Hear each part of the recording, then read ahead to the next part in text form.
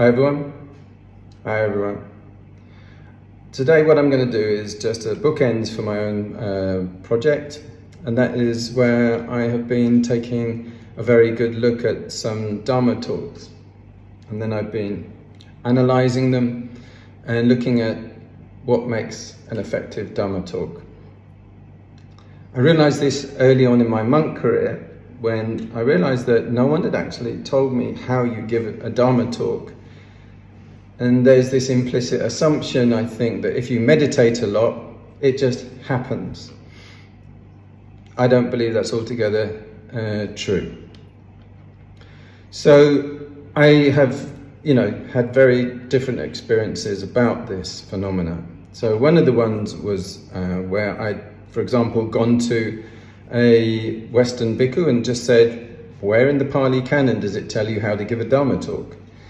So he said, oh yes, the Neti Pakarana. Oh, okay, well I'd seen the Neti Pakarana and I never really looked that far into it. And when I completely read the Pali and I did a quasi-translation of it, reading the English translation in one ear of a recording and the Pali in another, I went through the entire book. There was absolutely nothing whatsoever in it about giving Dhamma talks.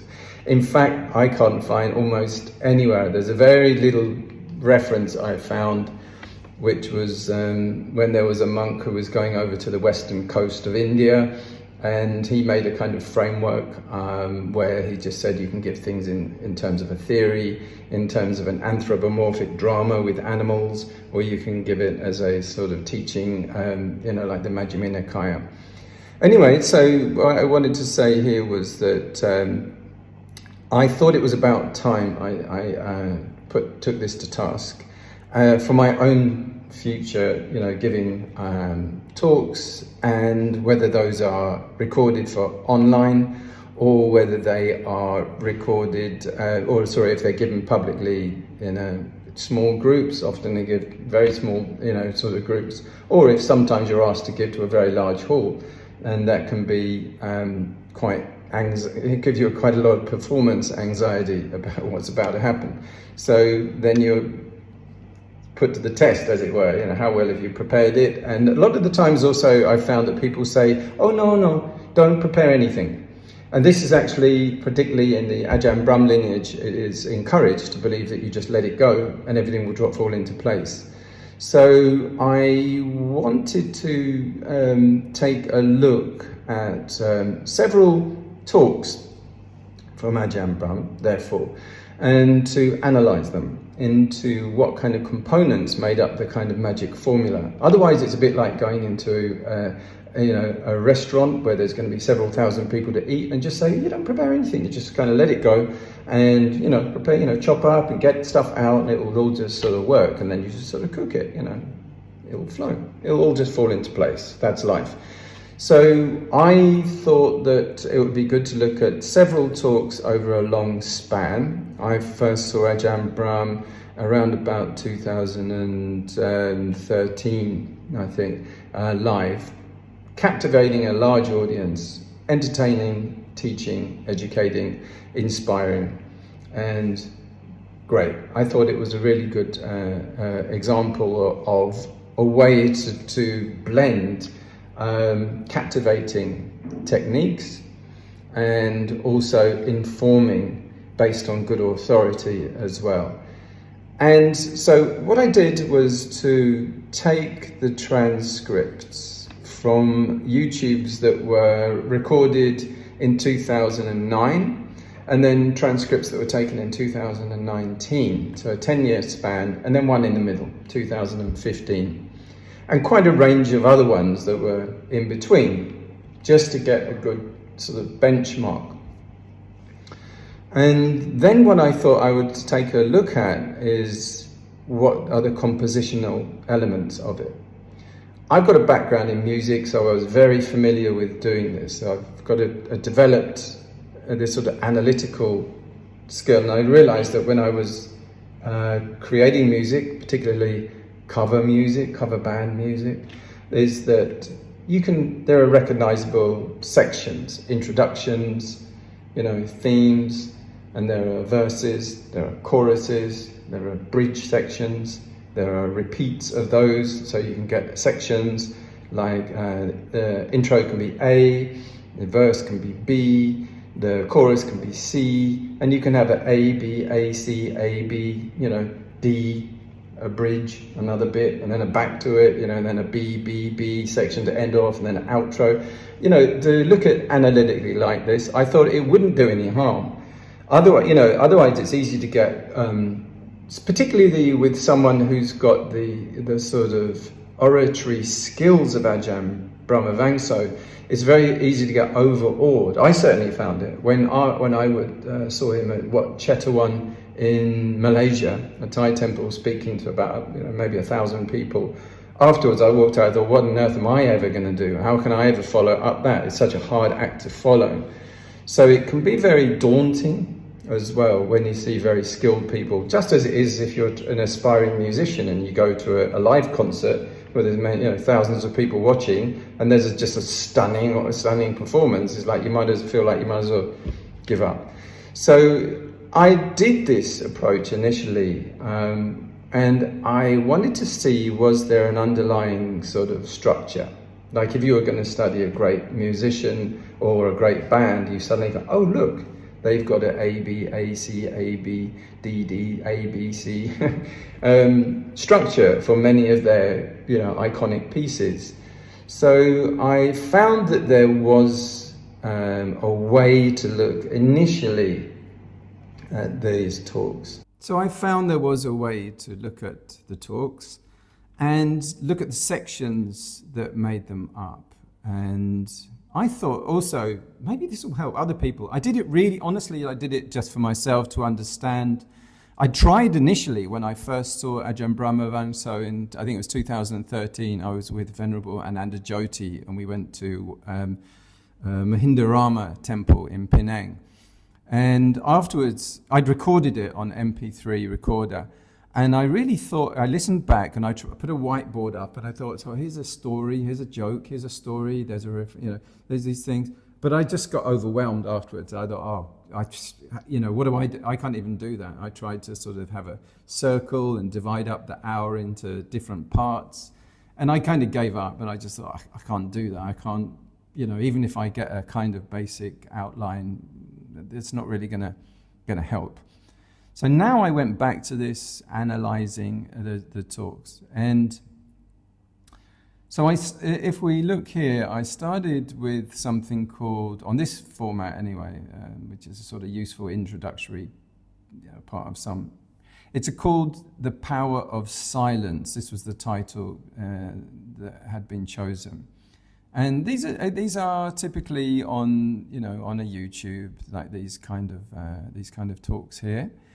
And like we have here, here's The Secret, Ajahn Brahm looking very young there. The Secret, there's all these other ones that I looked at: peaceful activism, irritation, 4 ways of letting go, learn to control your destiny, does life suck, facing difficult situations in life. These were the main ones that I took to task. And my motivation really was just to understand it. There are I think there are thousands of talks by Ajahn Brahm, so he's been very prolific, and I'm a great admirer and a friend, by the way, of Ajahn Brahm. I've had lunch with him, several occasions, many occasions, and met it, and I'm always delighted when we cross paths because we move in quite similar orbits. I moved between Malaysia, Singapore, Australia, Perth on his side of the coast, and Thailand. I've got training back in Thailand, so I thought this would be a good project to do during the remaining part of this Rains retreat. So here on the screen you can see that the power of silence, when I first took a look at it using this sort of crude method, which was just saying, well, it's obviously for the first bit here, it's a opening part. It was also here, there was a story, a personal anecdote that lasted briefly, just 38 seconds is what it lasted. There was a reflection on the nature of silence that lasted for 1.5 minutes. Then there was a D, So we've got these sections already showing up. A are openings. B are stories, and there are varieties of different stories. C, a reflection just on the nature of silence. And then D, personal insights, different from a personal anecdote, and different also from insight. So a personal insight is a little, learning that the person themselves has picked up. About finding peace in open spaces. So this was 1 minute long. And then transition to a story, a woman's experience in a temple. And that lasted 1.5 minutes. And you notice this with Ajahn Brahm's. One of the reasons his talks are so successful is they have pace. They move quickly, and they move from nugget to nugget to nugget. This little gem onto another little gem, onto another gem. So it's got rhythm. Performance-wise, it engages, captivates the imagination of the audience. So this is one of the keys to the success in this. Let's see. So there was, this one, a woman's experience in temple. This way of analysing, I don't go into details. I'll show you a later example when I do. So then insight. And this is where there's a universal law at work. Rather than a personal little gem, a little sort of opinion and a little bit of treasure that somebody found in things, like this one, finding peace in open spaces, which is kind of a mixture of an anecdote and a realization. But an insight is where there's a sort of bigger law at play. So this one was about the difference between listening and talking. Huge difference. Very, very significant point.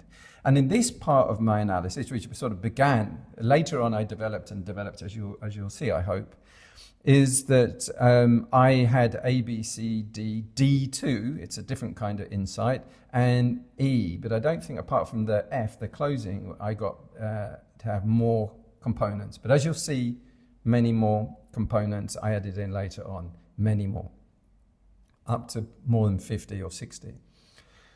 So, personal insight, back to a reflection, the importance of mental stillness, very significant point. And then a story to illustrate that point about a biochemist's insights. And then another story about Ajahn Chah's malaria story. And then a closing and a conclusion on silence. And as you see, this was a long one, and then it includes the Q&A. So, power of silence. A crude and clumsy sort of clumping together of the sections, not in any kind of subtle way. So then I followed that process, A, B, C, D, E, F, to see whether, and G, Q&A section. So I started to dive in a little bit more. And again, timestamps here. I did have assistance with artificial intelligence, ChatGPT, within this by giving the transcript into GPT and saying, can you see any patterns in this? And it would come up and go, yes, here's a reflection, here's a personal insight, here's a story, here's a metaphor. Okay, so I want to be frank about that. Otherwise, it would be a very slow process. And I think this is also how I got overwhelmed the first time round. It's just too much for anyone's brain to take in. When you listen to those talks, you're like, man, they're so brilliant as well.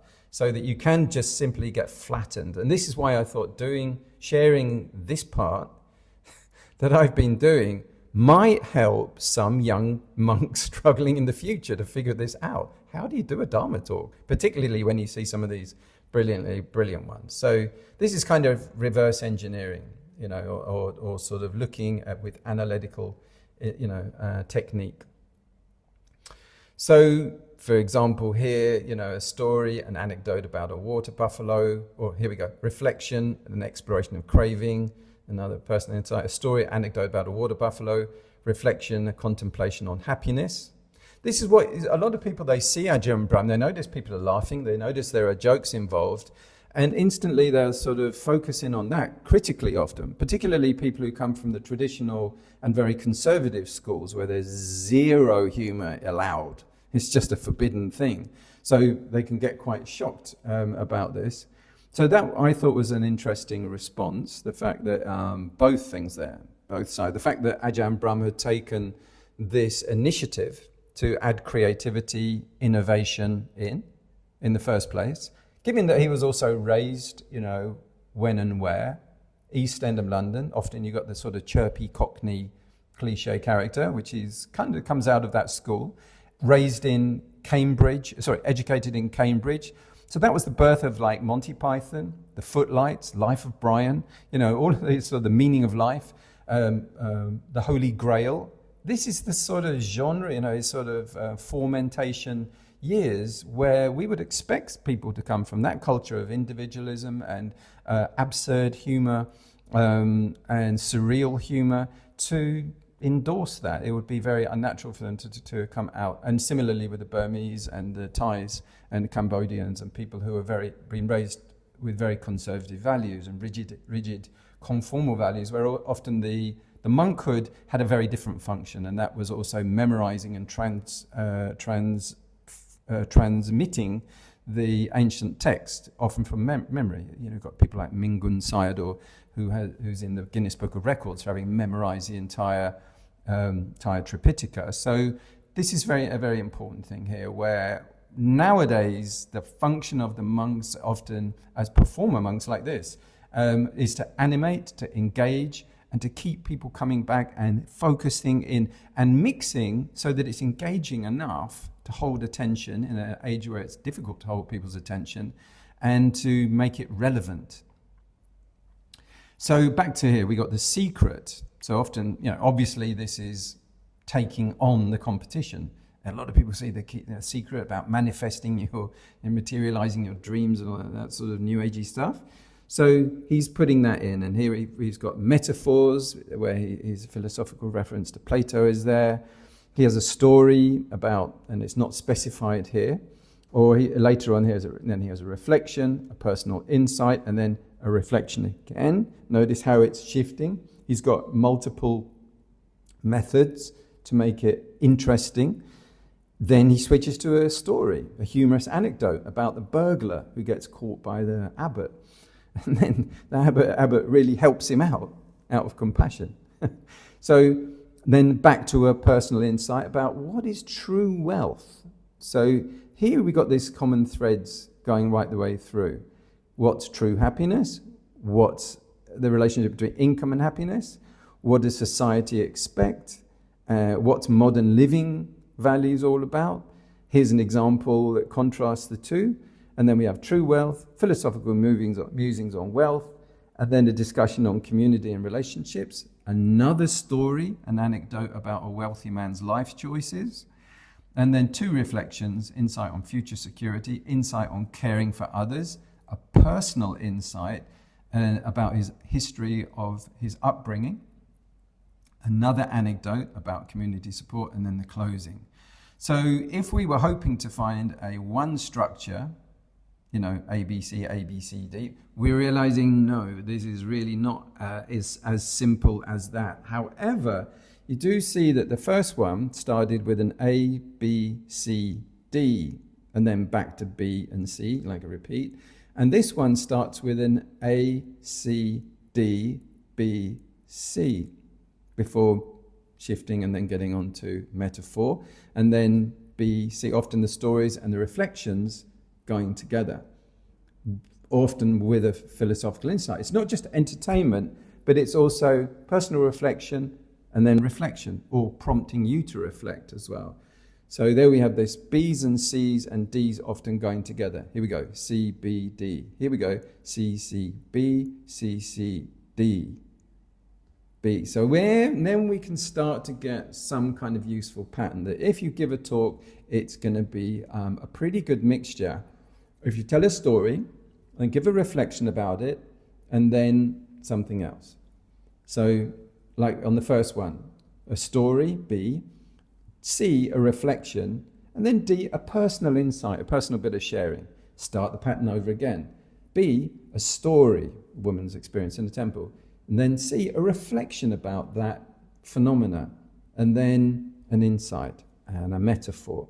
In this case, it was a metaphor of the newspaper where he saw someone reading and he wished he would sort of cut a hole in the newspaper to look out into the real world. So a metaphor here, and he actually says that he saw this as a metaphor, that people are inside their minds looking only in their own thoughts, that if they could open the thoughts and look through, how transformative that would be, for example. Let's go, so the next one I had a good look at here was irritation. This is one of those videos that you saw on here, I think. Okay, so it was a talk on the subject of irritation. A, the opening, introducing the topic. D, a personal insight. C, so it's also not just starting off with a formula as well, shuffling around, keeps it unpredictable. D, personal insight. C, a reflection. B, a story. C, a reflection. D, a personal insight, and so on. Again, in this way, story, reflection, something else, personal insight. Reflection, story, personal insight. Reflection, reflection, story. Reflection, reflection, personal insight. Ending with the story, closing, and then the Q&A. However, I started to realize that maybe artificial intelligence is looking for the pattern that I'm giving it. I was giving it this initial one, the power of silence pattern, and saying, is this corresponding? And it was coming back saying, yeah, look. But that's possibly because I was feeding it. So I tried it, asking it in different ways. And so in this case, what I did was this, which was to have another second analysis. And I shifted it also to see what it was giving a bit more detail. This one, the opening one, dealing with irritating people, and a story, a member's frustration with partner, and then see a reflection about the nature of relationships, and then an insight about irritation and personal growth. So very key. What's the functioning of it? Again, it's not a story. The function of it is not entertainment. They are teaching stories that are directly related to the topic, in this case, irritation. And having done that, talked about given the insight, this is kind of, in a way, what later on I start to call the message, we go to another story, Ajahn Chah and the mosquito, and then a reflection on that, and then an insight. Then we go to a metaphor. So having sort of outlined these insights, then highlighting it as a metaphor. And this is the dustbin metaphor, that you should be like a dustbin without a bottom, that other people's trash goes through you and out the other side. Yeah.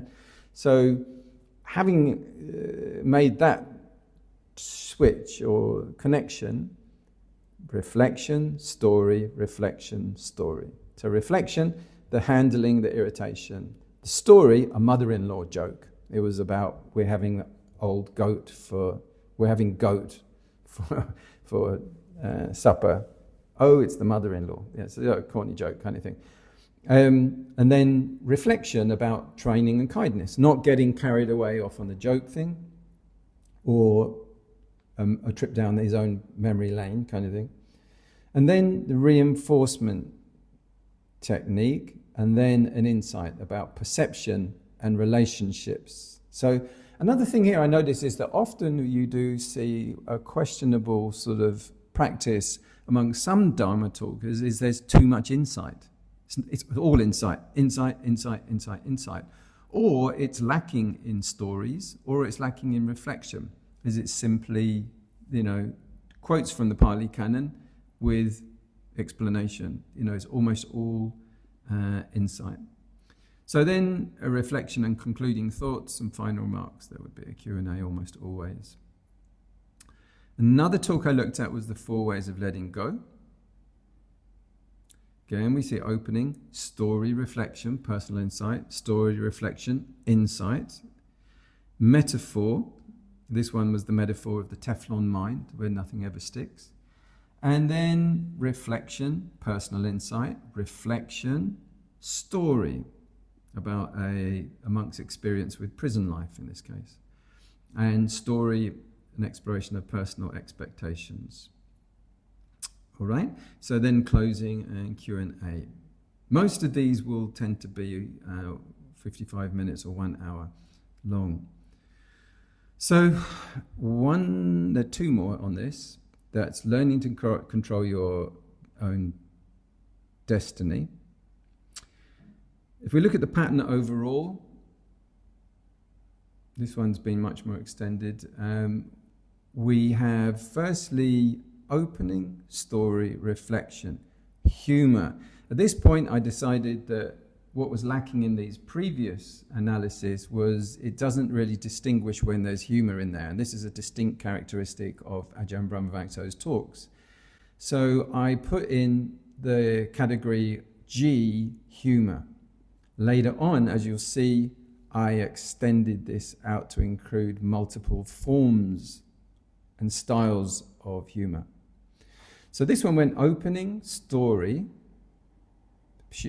presumably not humorous, just a story, a reflection on that, and then humour. So immediately, often, people can get very soggy and bogged down in emotions during retreat sometimes. And the subject here, learning to control your own destiny. So he gives the humour and then tells a story, and then gives some more humour, and then another story, and then a reflection. And then insight, pointing out to the emphasizing the need to let go of the past and future for happiness, and drawing parallels with mindfulness practices. Okay? Then humor, a funny tale on how people often hold on to negativity, using a relatable joke to illustrate the point, lighten the mood. We're not going to go into details obviously here.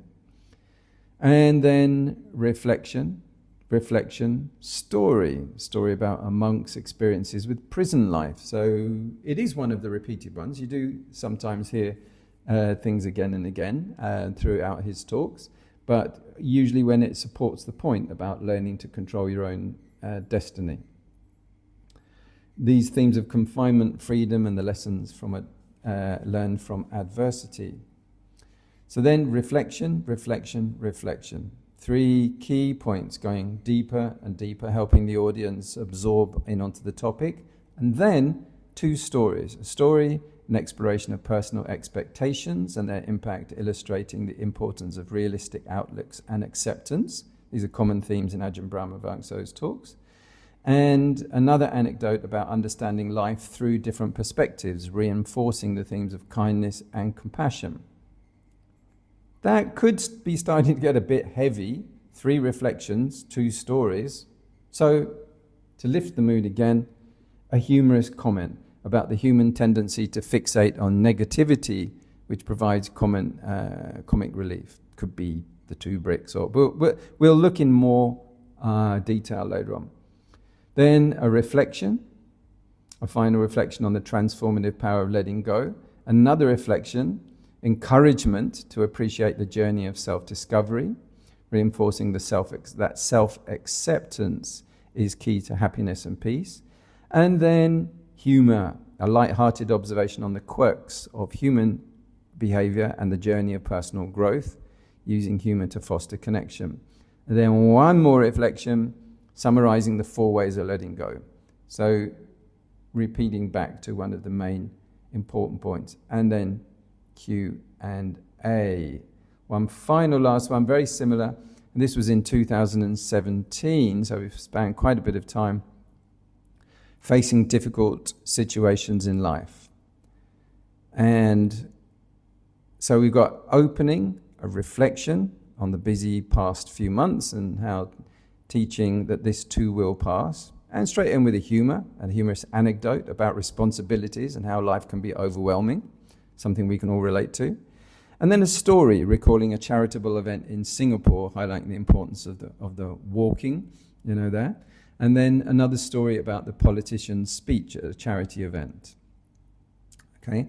Then a reflection, the importance of being authentic and doing what one teaches. So again, while we've gone off with some humor and then onto a story, grounded back into important reflection. And then a personal insight discussing the experience of unexpected events and how to react to them. And then humour. A little bit of sugar to take the medicine, help the medicine go down. Humorous commentary on being a monk and dealing with crisis. And then a reflection on that, rather than going on a comedy run of like a stand-up comedy, it's become a teaching again. An introduction of the metaphor comparing life challenges to stepping in dog poop. And then lightening up again with humour, reflecting on how to use challenges for personal growth, and then grounded with insight. Story about accepting mistakes and how to learn from them. And then humorous reflection on personal experiences with mistakes. Another insight, and then a metaphor relating to personal struggles and the transformations that come from them. Another one, humour, using humour to connect deeper insights and light. Reflection about learning from mistakes, particularly with a hammer left out. This is an anecdote. And then more humour on the nature of mistakes and learning from them. An insight, humour, closing, and Q&A. Okay, so those were the first sweep at having a look at a method using something like song structure, which has some benefit. I'll move on now to look at more complex ways of focusing on one talk and then also pulling it apart. All right, so let's look at more detail to one of the talks. This was a talk given by Ajahn Brahm called Does Life Suck? Here it is. And this was in 2007, so I'm not going to play that one, but as you can see, this is at the BSWA Australia, Western Coast. So I had a good look at this and wanted to understand the sort of makeup of it and appreciate it. And this is done with full respects to Ajahn Brahm.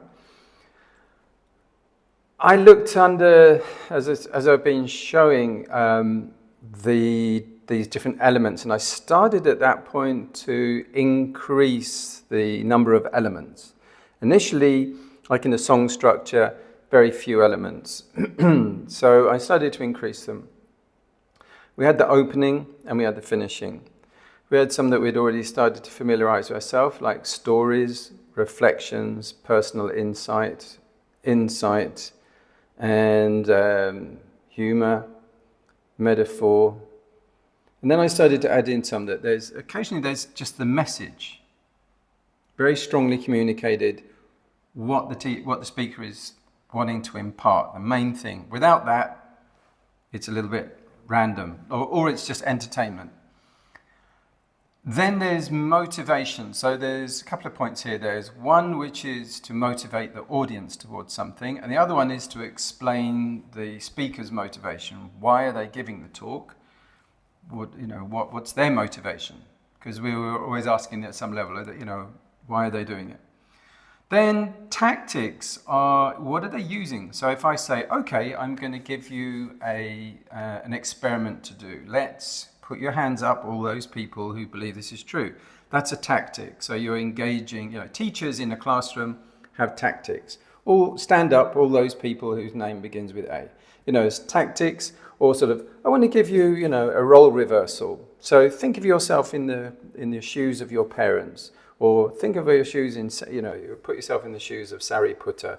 What would you say if the Buddha turned to you and did this? So role reversal, there are many. So later on, as I'll show you, I started to make a spread of different tactics.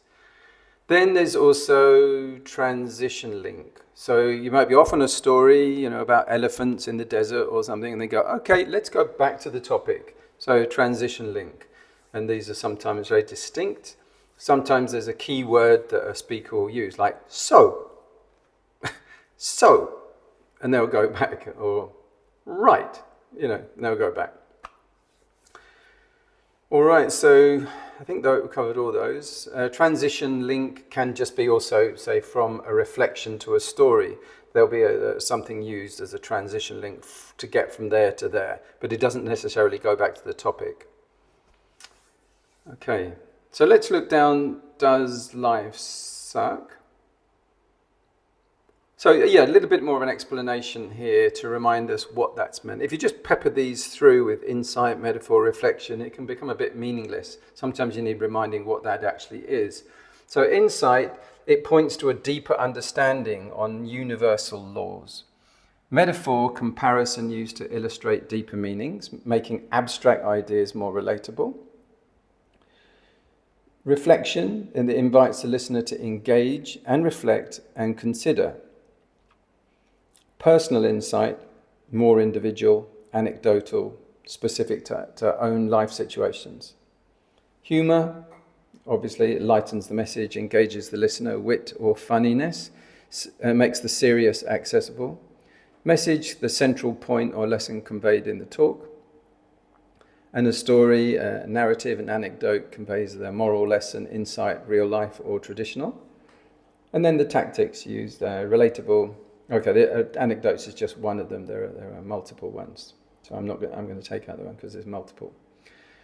So then in this one we have the transcript here, which is always with transcripts, they're always rough. You know, this is not word perfect.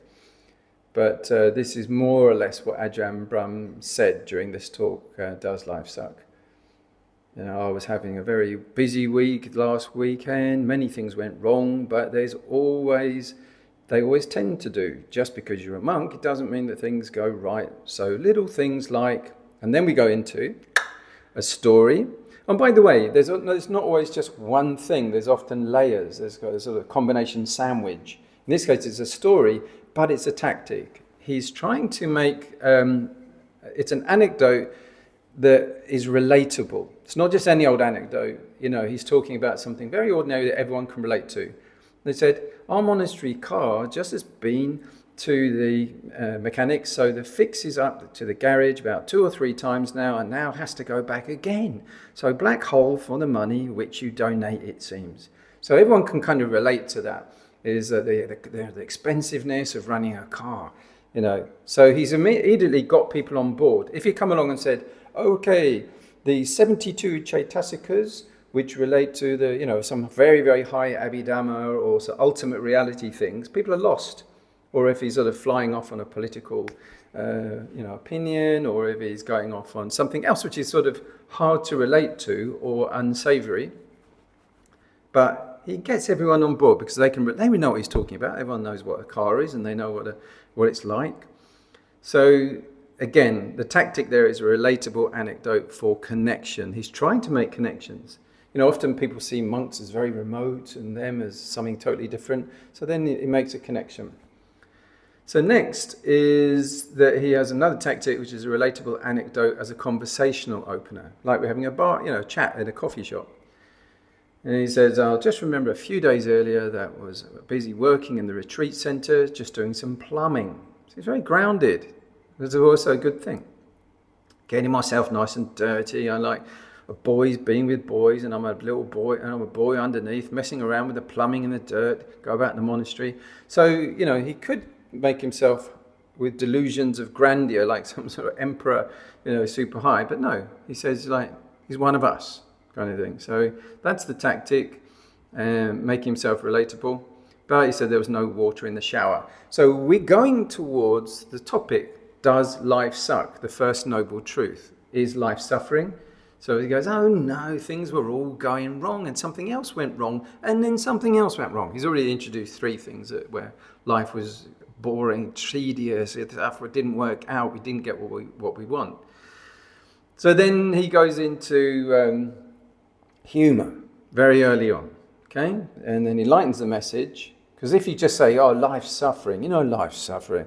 Yeah, life is really suffering. He's kind of dragging everyone down. So rather than do that, boom, it's straight away that he lightens the message and engages the listener with wits and funnies. And in this case, he talks about how he used his finger to write on a car covered in dust, and he wrote the word samsara sucks. like that. And then he flips to another story, another humorous story, where he was saying he was following a taxi, and there was an advert on the back. And then to make sure that people understand this is a cartoon moment, he makes it clear, And all the bugs saw it. The bugs on the motorway saw it, and they were laughing, chuckling away. So it's quite animated already. And a topic link, because he links back to the theme, does life suck? On the advert, it was, if you hear anyone say that life sucks, send them to, and then there was going to be the address. And he adds in there, the life cycle. All right, so this is an opener. So already we've had a number of things, the topic, a relatable, and then we've seen the link to the topic. Not just going off on funnies, not like that, not entertainment. So it's a teaching class. So what happens in life that things go wrong? So the talk this evening, what to do when things go wrong in life. So here we go. There's a personal insight and a reflection straight away. Straight away he goes, and it's a personal insight. He goes, when I was young, I tried to fix up life. I usually made things worse. So he's reflecting back into his own experience. He's not giving a sort of categorical law from the Dhamma or from the Buddha. And he's giving a part of his own life. We have a little bit of insight into his background as well. About life has its own way of going. We can't really control it. Usually it works out the other way around. So then we have that insight there, a universal law of life. In life we go around and things go right and things go wrong. It's a universal law. One day honey, another day onions, basically, like an old Arabic phrase. Personal insight is that the Buddha calls it suffering, but he calls it life sucks, okay? And there's no need to be depressed about it, it's just the way it is. So here's the main theme of the whole thing. All right, so I'm not going to go through and analyze read out the entire talk. As you can see, there are 70 pages here where I've gone through this, putting the transcript on, and then inserting what are the layers that are in each chunk. Like this one here, it's a personal insight, and it links to the topic. And there's personal insight mixed with humor. And at this stage, I was not saying specifically what type of humor. Later on, I'll be adding that. Here he talks about his motivation, as I was saying. Why do I give this talk? The only reason probably you can come to a talk on a Friday night is like this. So he outlines why he's giving a talk. And then insight message, a personal insight. As I say, any chunk doesn't really come under only one heading. It's usually a combo. In here, he says that, insight, message, and personal insight. He says, I give these talks because I love actually being challenged. And sometimes because when you really get challenged, you have to teach very quickly and you get better at dig deep and you have to get answers come out. So he reveals why he's giving the talk. He actually likes a challenge. So then there's the message, which we'll see frequently all the way through, which is that suffering is asking from life what it can never give you. And again, it's repeated, asking from life what life will never be able to supply, and that's called suffering. All right, so this one here. We're going to look at this in another format in a moment, but this is to give you an idea about how this analysis of the transcript in detail by focusing in on chunks at a time, about 10 lines at a time or so, maybe 10, 15, or 4 or 3 or 2, just going in and saying, okay, well, this section here, okay, about SARS, well, that's a reflection. It has some humor in it. And here we start to get the types of humor, light satirical humor, and it's a story, it's a narrative, it's an anecdote, okay? And he talks about when he goes to, about the SARS virus here, and he goes to Singapore, and what happened. Quite a lengthy one there, okay? So I won't go through the whole thing. I think you've got the gist of what I've been doing there for now, but it was a detailed look, which enabled me then afterwards to go through with the same talk and then do it in a different style, which was because this you can't you can only see one page at a time. You can't get back and see patterns that are spread over the whole thing. The closest you can do is something like this. You can look at it like that, but again, you can't really tell the patterns from looking at it like that. Not very much anyway. So I decided what I would do after realizing that was to go to first of all, there was this version here where I extracted, wherever there was humor involved, I extracted all the humor elements. So all in one column, one by one by one. These all have, all the humor parts are in that column there, this one here in blue. Okay? All of those had the blue, icon there, the topic, genre. I call these genres, these blue ones here. Okay, they're all of them. They usually are a combination. As I said, they're like blue, and it's not just humor, it's humor with a story. It's not just humor, it's humor plus personal insight. It's not just humor, it's humor and a transition link. It's not just humor, it's a reflection and the message and humor. Okay, it's not gratuitous. Very rarely do you get that with Ajahn Brahm. Occasionally, but usually even then there's a function for it. So again, I did that with humor, and then I did it for all of the places where there were personal insights, and then all the places there were reflections, all the places there was humor. And then, so rather than having them all mixed in together, which is how they come out in a real talk, so extract them all and then put them, in a categorical list like that. All the metaphors, not very many in this talk, all the times of motivation, all the tactics are just shown here like that. All right, so this then led to this, which is actually my favorite one. I call this the DNA of the talk. It's where all of this thread are those. So you have an opening, you have a story, you have another story, you have another story, a transition link, and then personal insights and reflection, insight and personal insights. You have personal insights, tactic and transition link. Then you have personal insights and insight, personal insights, insight, transition, topping link, personal insights and humor, insights, message and personal insights, and. So that's, and each, so this was another method of being able to show the thread. We just looked at this actually. For example, how it starts is this. You have the opening, that there was a busy weekend, that things went wrong, 20 seconds. Then there was a story, and it was a tactic, that was about the monastery car and about the plumbing, which he got dirty, and that there was no showers. So then there was another story, and it's a bit of humor, that samsara sucks when he drew it on the dusty windshield.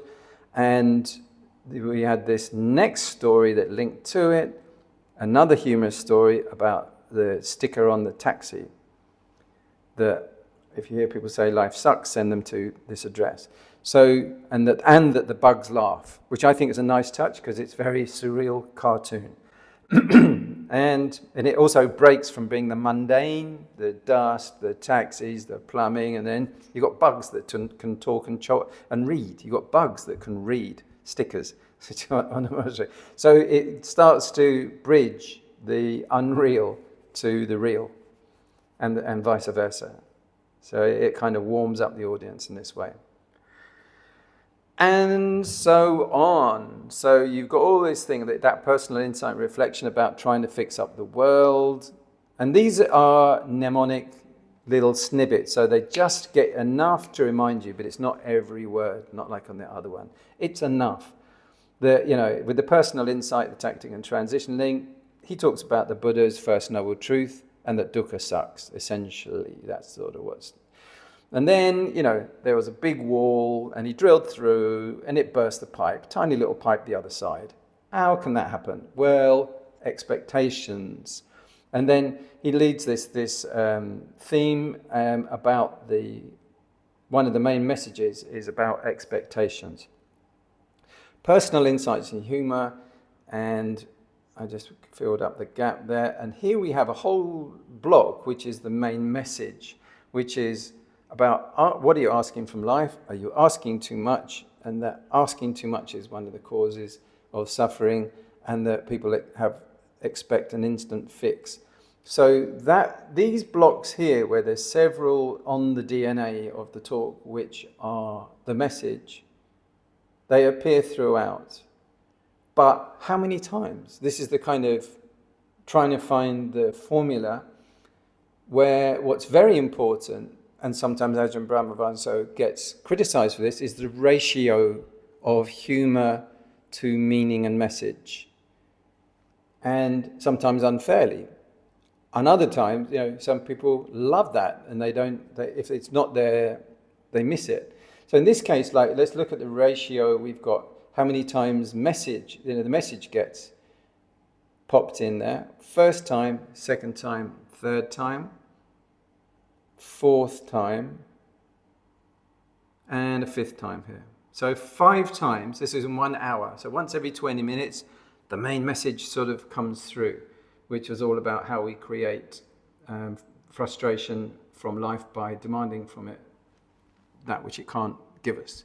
That's essentially the meaning. But how he will tell that story is another thing. So he'll put it in different ways. Sometimes it's with a story, sometimes it's with an insight, sometimes it's using story, humor, and message. In this case, a story about his dad's motorbike insurance, where they had it for a whole year, and then the day after it lapsed, the motorbike broke down.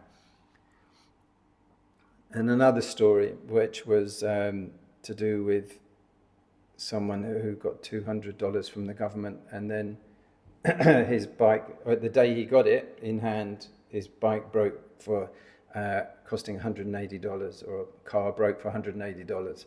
So, hey, he made $20 kind of thing.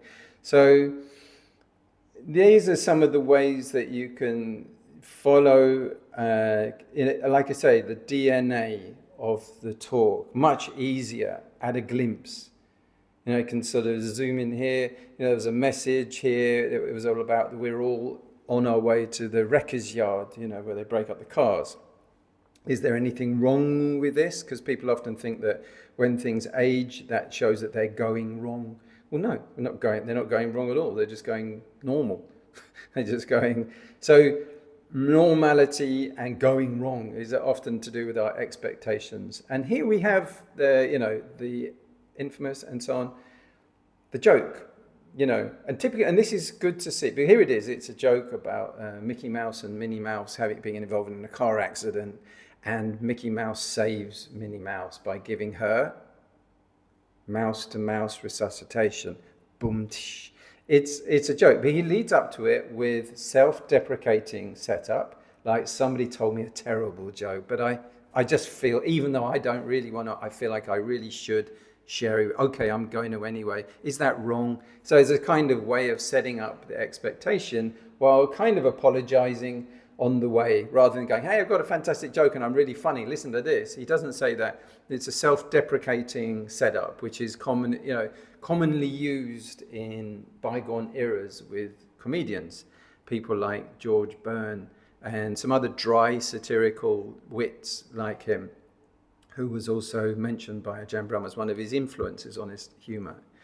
So there's self-deprecating humour, which lines it up, gets everyone ready, delivers it. Everyone has a hilarious giggle at the silly joke, mouse-to-mouse resuscitation. It's nothing to do with the thing, but he pulls it off, and he manages to link back to the topic straight away with a self-deprecating wind down. He never says, I'm fantastically funny. Look at this, I love being on centre stage. No, he doesn't, but he manages to get away with it by this sort of humility while being very animated.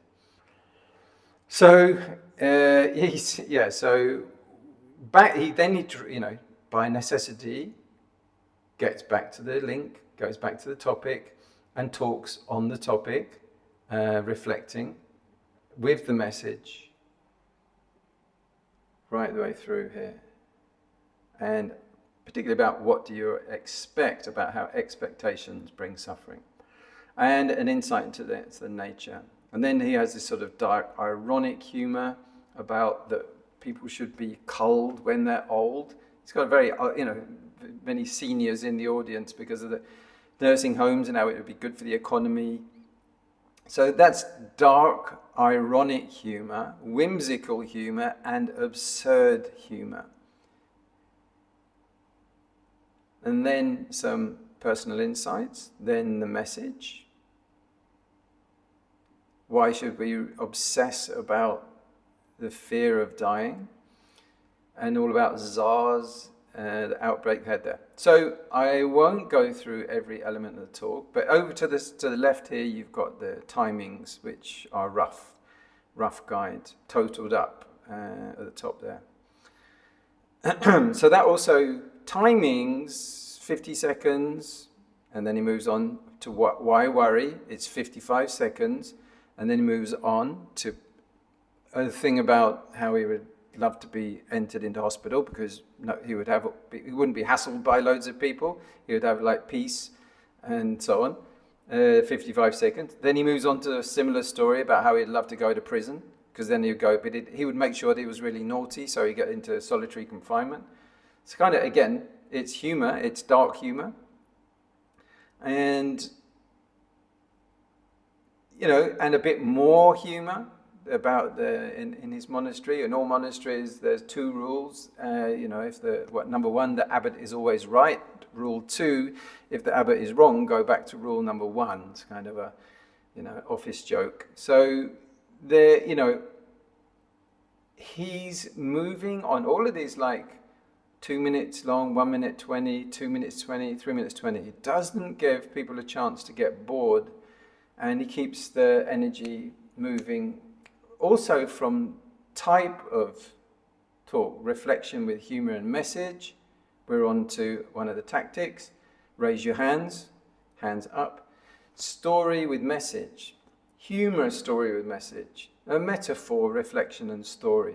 A reflection and a story. And then he goes on to the story about the Thai boy who was failing and everything, and so he became a brilliant forest monk.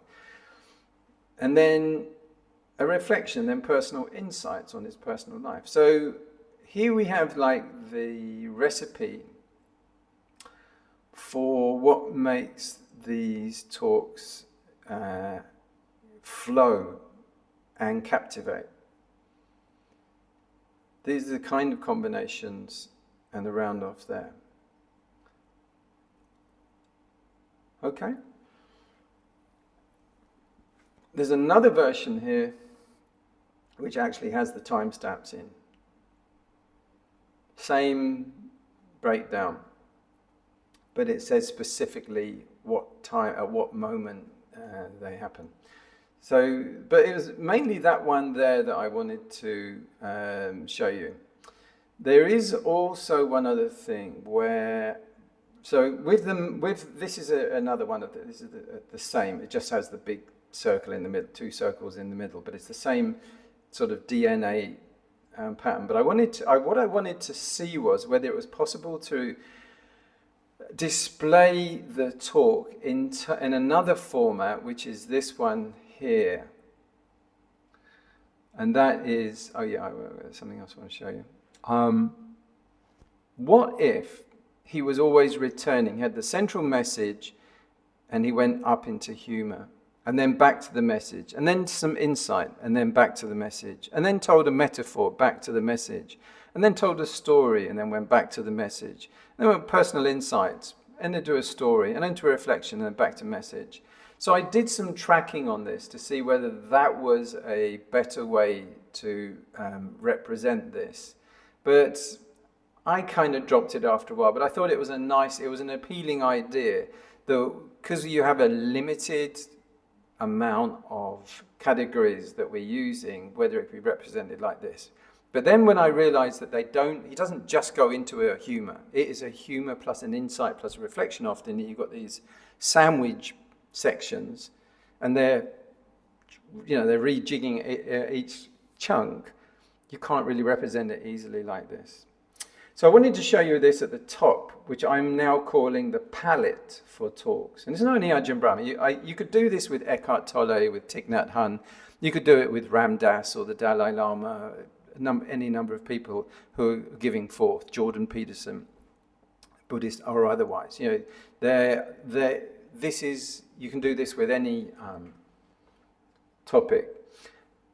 So up at the top here, this is the palette where, when I went through these talks, looking at these, you have story, humour, you have story, humour. Yeah, but what kind of story? Story is a bit general, isn't it? And humour, that's a bit general, isn't it? So what I started to do was what you see here, is that instead of just saying story, I started to introduce where you have story. Sometimes it's that covers it, that says it's enough. You know, it's Angulimala or something. Or it's story which has historical reflection. There was a talk where Ajahn Brahm was talking about the bombing of London. So the bombing of London is a historical event. A lot of people knew that. That was 1944, whatever it was. 1945 in that case. There was story which has a historical context. Maybe it was the bringing down of the Berlin Wall, but there's context there. Maybe it's a story where he says, when I was at Wat Pah Pong and there was the funeral of Ajahn Chah, it's a personal anecdote. He's actually remembering something that he went through. He wasn't there with the bombing. It was before his time. So 1951 he was born in, so 5 years before, 6 years before, that was when that was happening. Then there's a story with personal insight, where it's something deep and meaningful, where he gets a reflection, like maybe when he went back to visit his mother in the flats in London, and a lady fell over and was bleeding, and all of the people joined in. So there would be a degree of personal insight about community, bonding there. Then there's a story with personal reflection. And then there's a story which has an intriguing opener, not spelled correctly, opener, like there was a ghost forum, or there was a forum on the supernatural. And, there might be some way of captivating the audience. Or let me tell you about the time that, my head got trapped in a vice. Already you've got people sort of, gripped like that. So this I really found helped for later on, particularly when later on I'm building up my own talks, is that you have a palette and you can choose and construct your material up out of this, and you can create your own DNA of your talk. So there's tactics, which I'll come to. Then there's obviously, sutta reference. Now, some people bombard you with sutta reference until it's sort of really heavy on way down. And if you're not also familiar with suttas or Buddha Dhamma, that can lose you. You can lose the audience there. But for some people, it's very, very critical to have quite a lot of it in. Reference to scripture, it can be the Pali Canon, it can also be the Bible, it can also be the Quran, it can also be something from a different kind of scripture. There's the opening, introduction, there's the message, which I've got twice. Transition, topic, link. Now, often with Ajahn Brahm, you get positivity or positive psychology, which is reframing. Someone said, "Oh, I've lost my shoes," but Ajahn Brahm will, yeah, but on the upside, you could feel the ground under your feet when you're walking. So there's always he does this a lot, which is using positive reframing. That there's always a bright side, to things. Then there's an insight, as I said, looking at stating a law, the universal law that's come out of it. Humour. Now, as you can see with this blue colour,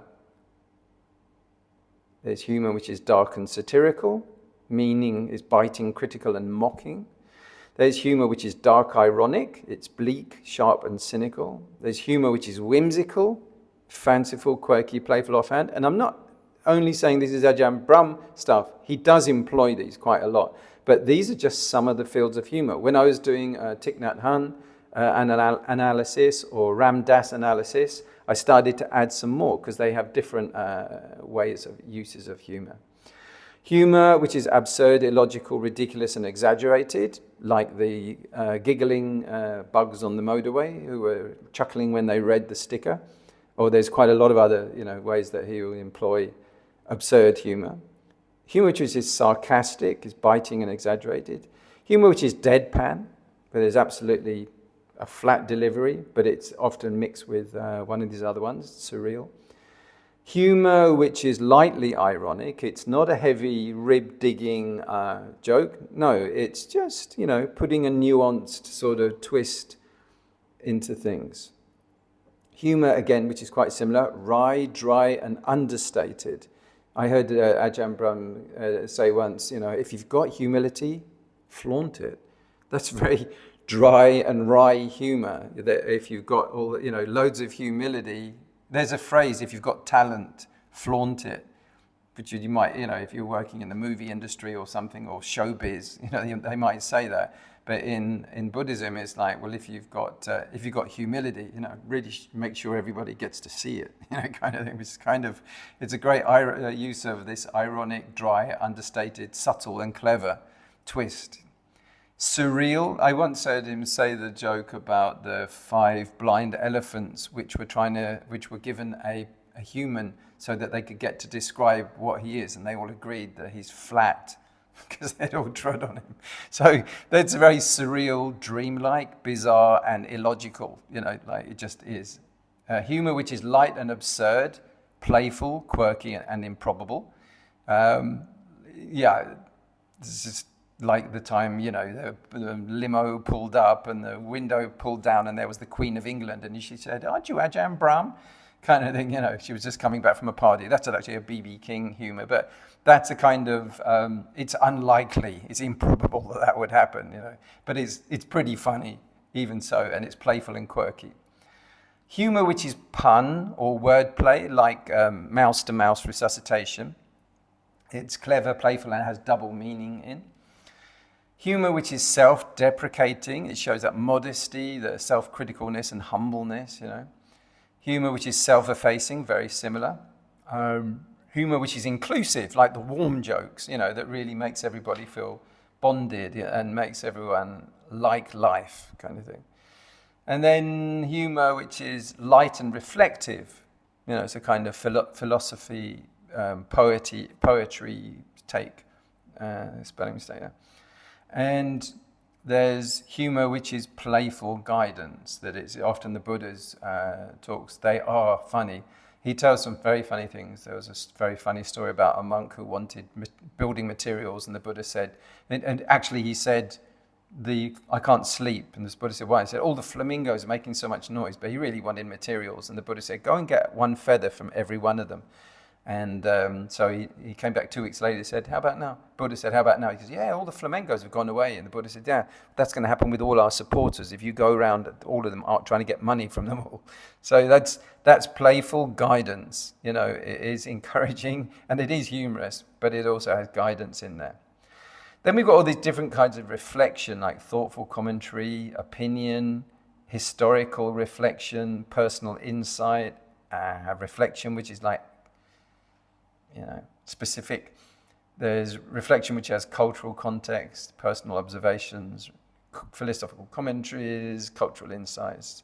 Quite a lot, but usually when I found one, I went, what's that? It's this. Okay, that fits. I would add it to the palette in case it came up again. Then it's sort of different kind of insights. And this one, insight, which is there's a psychological reference. Maybe it's explaining the meaning of resilience or something like that. It has some edge to it there. Or there's insight, which is about the value of time, the nature of time. And there are some occasional red flags where if I notice something, why did, isn't that? If I find myself doing that, I'll put in a red flag there just for my own reference. I think it's important if you're doing a critical inquiry to do that or have the artistic license to do that. These tactics, there's a lot of them. So I'm not going to read them all out. I got 57. So like choosing a universal activity as the focus, or interfaith reference and dialogue, even if it's a joke. There was a rabbi and a Catholic bishop and a Buddhist monk got in a lift. Kind of joke, or they're all in the desert or something. Tactics to clarification, and there are so many of these paradoxical prompts. What's the sound of one hand clapping or something?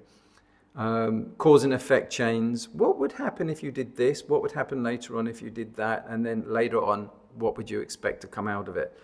Role reversal scenarios we see quite often. A shocking fact opener. Did you know that 75% of people in prisons, go on like that? A prop, which we don't see with Ajahn Brahm much. Someone might get out a cigarette. A monk might get out a cigarette and go, "What?" And then he never actually lights it, but you've got everyone's attention. Or he pulls out a teddy bear, or something like that. Provocative statements or visual metaphors, powerful statements, rhetorical questioning. A lot of these. So let's not put them all in now. But again, these create a palette that can be used. Okay, there are many more of these. I want to just only focus on that one for now. I think that's more than enough for us to be getting on with. I hope you've found some benefit from this. Let's recap back onto the very first type. So we've done a big journey from simply doing a breakdown like this, which was where you have opening, story, reflection, personal insight, story, reflection, insight, metaphor, reflection, personal insight, reflection, story, closing. But there's a whole other journey I've been going on after this to do with building up my own talks. Once we've got a hang of sort of analytical structure of being able to have a look at what's a successful talk structure look like, why does it work, and how can we learn from that in order to create our own talks. And I'm not talking about imitating and copying. It's simply like using the insight and the tried and trusted formulas to make sure that the Dhamma gets prolonged.